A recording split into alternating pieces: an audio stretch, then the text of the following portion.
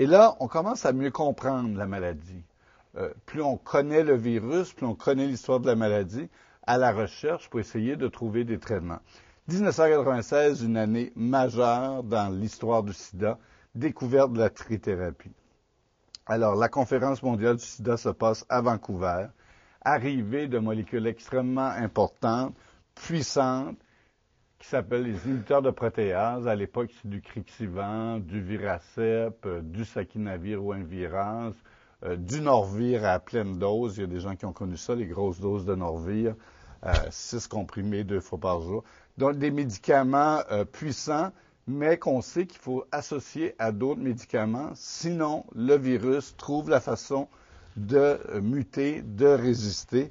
Mais là, on voit vraiment des miracles au bureau, des gens qui étaient très, très malades, en train de mourir, en chaise roulante, qui du jour au lendemain commencent à marcher, reprennent vie. Donc, ça a vraiment été, pour nous autres, quelque chose de miraculeux auquel même on ne croyait plus, on ne pensait pas, c'est du marketing encore, c'est des médias, plus personne d'entre nous, on croyait que ça serait possible. Donc, une année extrêmement importante dans toute l'histoire de la lutte au sida. Et les premières données démontrent, vous voyez, la mortalité qui va baisser de façon significative. Mais vous voyez qu'elle commence à baisser. La trithérapie arrive en 96. Mais déjà, elle commence à baisser un petit peu, probablement à cause de la bithérapie qu'on a commencé à faire, probablement à cause qu'on connaît mieux la maladie, qu'on traite mieux les infections opportunistes, qu'on prévient mieux les infections. Et la trithérapie va rapidement baisser la mortalité de 80% du jour au lendemain.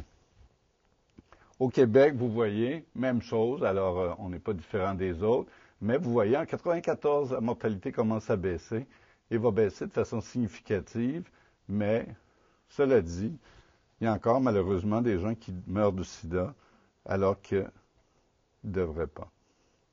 1998, je vous fais faire toute une histoire à soir. Alors, bon, c'est bien beau la trithérapie, mais c'est quand même compliqué. Beaucoup de médicaments, le frigidaire pour le Norvir, les gens, problèmes d'adhérence, d'effets secondaires, de bien prendre les médicaments, de comprendre le principe de la résistance, c'est compliqué et on commence à avoir des problèmes, des effets secondaires liés à la trithérapie. Malheureusement, l'hypodystrophie, la bosse de bison dans ce cas ici, la lipodystrophie au niveau du visage, qui va avoir un impact majeur au niveau de la stigmatisation. Les gens ne veulent plus prendre de traitement. Les gens vont arrêter de prendre leurs médicaments. Et de 2000 à 2003-2004, il y a à peu près 20% de nos malades qui arrêtent de prendre la trithérapie à cause des effets secondaires et de la stigmatisation associée aux effets secondaires. C'est pas tout le monde qui va en faire. C'est variable d'une personne à l'autre. C'est variable, on sait maintenant, d'un traitement à l'autre. On sait que les traitements aujourd'hui sont meilleurs, mais ça va être quelque chose quand même d'important. En 2000, on commence à comprendre. Donc là, on a de la trithérapie, ça sauve des vies.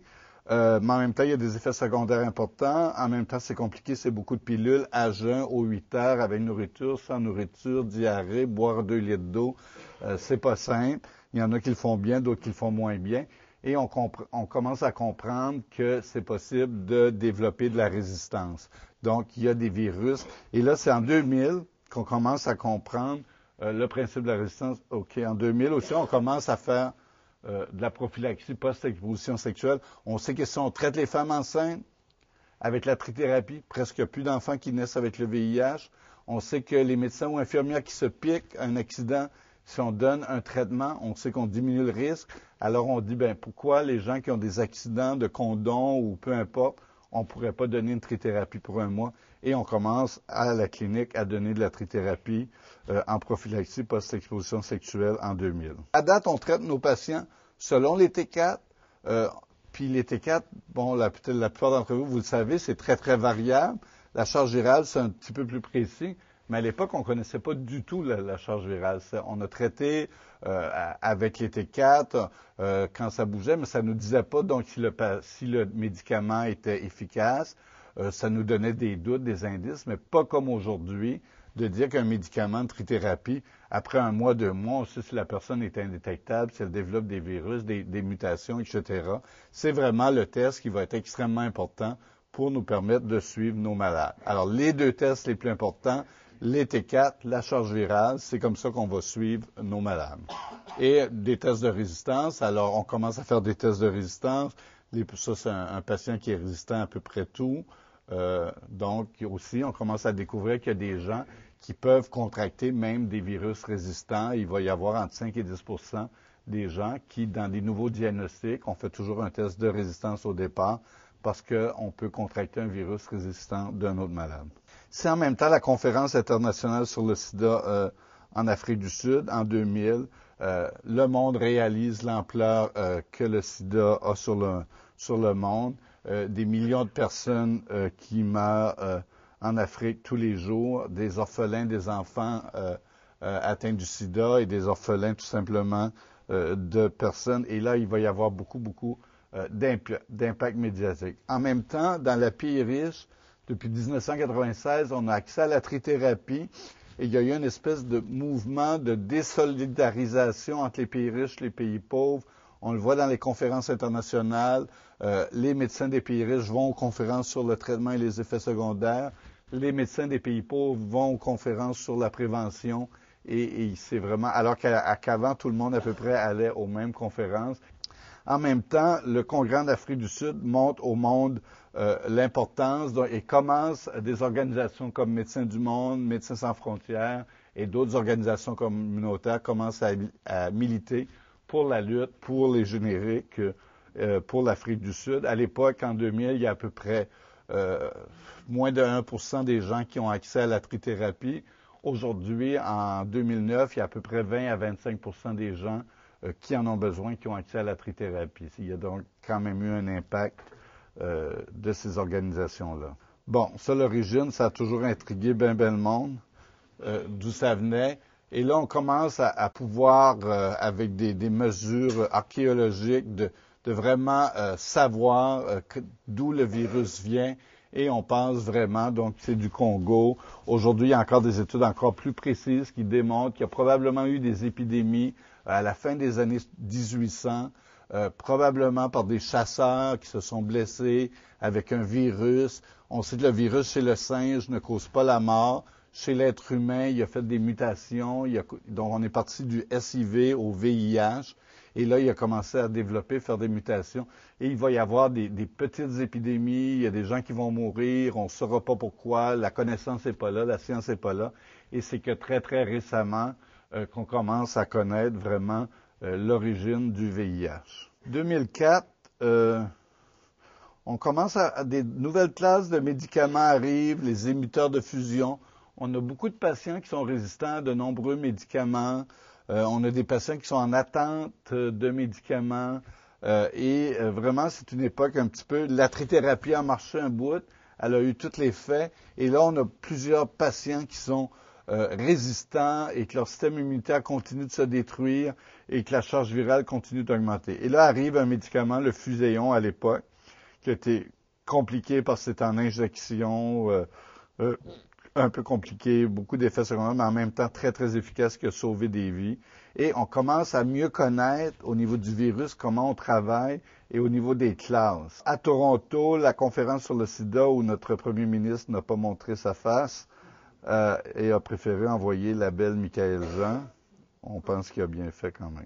En 2008, lauréat du prix Nobel. Alors, on vous a dit au début, Robert Gallo et Luc Montagnier ont découvert le VIH, il y a eu une entente, et on ne l'a pas donné à Robert Gallo. Il y a eu un gros questionnement sur est-ce que Robert Gallo a vraiment découvert. Alors, donc, il avait découvert quand même le virus. Elle était l'étudiante de Luc Montagnier à l'époque. Conférence sur le sida à Mexico. À peu près aucun journaliste du Québec ou du Canada. Et là, on commence des questions. On sait déjà depuis plusieurs années que si on traite les femmes enceintes, que la plupart des gens dont le partenaire est traité, on sait ça en médecin, mais personne n'ose le dire. Et là, les Suisses nous font toute une annonce. Ils prennent la parole et ils disent, on a fait la revue de la littérature, on a regardé. Et on dit, et ça c'est le bulletin des médecins suisses, c'est pas moi, Régent Thomas, là, parce qu'après ça je me fais dire que j'encourage toutes sortes de choses, que les personnes séropositives qui n'ont aucune MTS, qui sont suivis par le médecin, qui sont sous trithérapie, qui ont une charge virale indétectable, si ces 3 conditions-là sont là, ne peuvent pas transmettre le VIH. Gros débat dans le milieu scientifique, dans le milieu communautaire, débat qui existe encore. Cela dit, évidemment, faut avoir ces trois conditions-là. Évidemment, c'est probablement vrai. Évidemment, il y a probablement quand même un risque quelque part. Quel est ce risque-là? On encourage les gens à se protéger. Mais moi, l'impact que ça a eu, que je sentais au niveau de la clinique, des gens qui disaient, en tout cas, ça vaut la peine de bien prendre nos médicaments. C'est pas parce qu'on fait pas attention, mais des fois, des accidents, ça arrive. Et on aurait pu utiliser cette nouvelle-là pour encourager les gens à se faire dépister, parce qu'on sait que la plupart des nouvelles infections viennent des gens qui ne sont pas dépistés, qui ne le savent pas eux-mêmes la plupart du temps. Et ça, c'était une nouvelle positive, mais qui cause un grand débat, disons. 2009, où on en est? On a fait un chemin incroyable. On est parti du fait que tout le monde mourait du sida, qu'on ne connaissait pas c'était quoi la maladie, qu'on a découvert le virus, qu'on a découvert un test. Malheureusement, l'épidémie continue au Canada et ailleurs dans le monde. Nouvelle encourageante au niveau chez les toxicomanes. On semble avoir des meilleurs résultats au niveau de la prévention chez les toxicomanes. Malheureusement, transmission sexuelle. Malheureusement, la communauté gay qui a été très, très touchée. On est dans une époque où les jeunes gays ont pas connu l'époque que ma génération ont connu.